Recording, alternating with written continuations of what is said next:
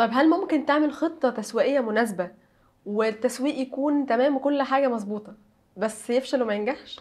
البيزنس عموما ممكن طبعا يفشل، لان في مم. الاخر الماركتنج هو جزء من الاجزاء بتاعت اداره البيزنس كلها.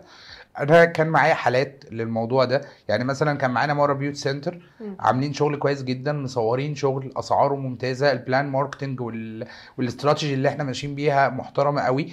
الاونر بتاع البيزنس كانت حد شاطر جدا، ولكن احنا كان بنعمل الماركتنج صح، الكلاينت بتروح المكان، الاستاف بيتعامل معاها بطريقه مش بروفيشنال. مم. فكان مثلا ده عامل وورد اوف ماوس مش حلو، الناس بتقول لبعض ان التجربه هناك مش احسن حاجه، الاستاف مش افضل شيء، فللاسف المكان كانت سمعته سيئه جدا. مم. والماركتنج هنا ما فادوش، الماركتنج ضره. فبدانا ان احنا نبص على ايه المشاكل دي، ولما عالجناها الموضوع بقى احسن.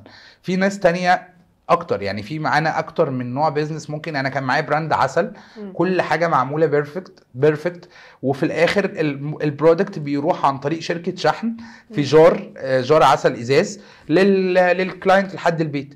شركه الشحن شركه مهمله، ما عندهاش سيفتي مم. كويس مثلا للبرودكت، فكانوا بياخدوا المنتج بيوصل للعميل متكسر، فالاوردرز ما بتسلمش.